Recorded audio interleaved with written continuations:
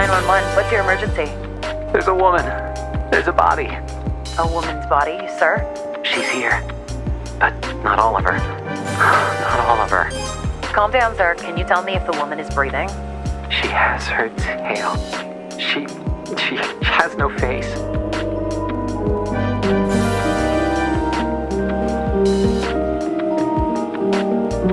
I'm Ingrid Mendoza, and you're in Killer Country.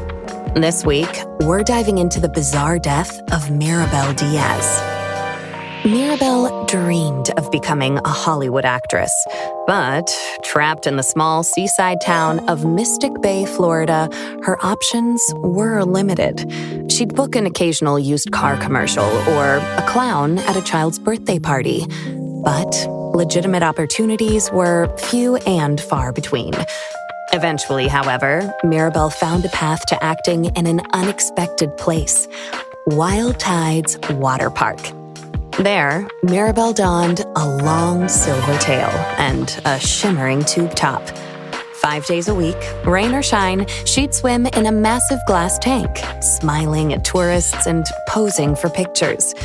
At Wild Tides, Maribel became Miss Maribel, the magic mermaid of Mystic Bay. Then, on August 24th, 2012, everything changed. Hurricane Braden tore through Mystic Bay, destroying 65 homes, 34 Shake Shacks, and leaving at least one person missing: Maribel Diaz. Frank Wild, the longtime owner of Wild Tides Water Park, was among the last to see her alive. She was a pretty redhead. Some say she had web feet. She never wanted to talk. Now, I don't like to speak ill of the dead, but she was a little cold. Snobby, you might say.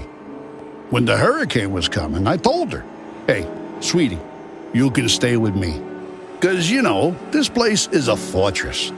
I got hurricane shutters, sandbags, the whole shebang. A bunker with a sauna, screening room, bowling alley. Regulation bowling alley, do you understand? Yeah, the real deal. Yeah, I told her. I got 2 months worth of beans.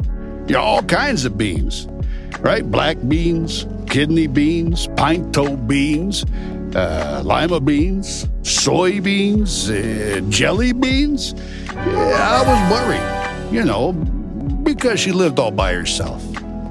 I owned the building she lived in, and I knew it was, I knew she wouldn't have beans. But she told me she'd be okay on her own. Maybe if she just stayed at my place. You wonder what might have been. But she said no, she didn't even like beans. I spoke with Frank at his home over 3-bean salad.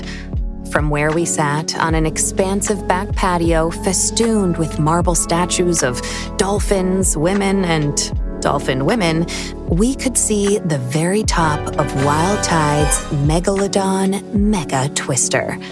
It's a massive water slide, just over 100 feet tall, that shoots park visitors into the waiting jaws of a fiberglass megalodon.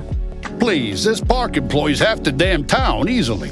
We added that big slide, the friggin' orcas. It's a sight to see, especially the mermaids. And Maribel, well, she was the most popular one. You really just never think of something happening to a girl like that in a place like this. Well, except for that time when those kids got eaten during the alligator parade. Or the time the clowns went feral. Oh, or that time when the old guy... Behind us, something bumps. Hard. Against a glass wall. Don't mind her. That's cannellini. Here, girl. Come here. Come on, sweet bean. Frank Wild, heir to the Wild Bean Company fortune, is an avowed animal lover. His home, a concrete monolith rising from the steaming marsh, includes a massive glass pyramid teeming with all sorts of aquatic marvels, including, most notably, a 6-foot albino alligator named Cannellini. He also owns a narwhal, 7 dolphins, roughly 16 flamingos, 3 tigers, 7 pythons, a wild boar, and several ostriches. Most are named after beans. Frank goes on. I used to have a whole mess of macaws, too. But every hurricane, more of them escaped.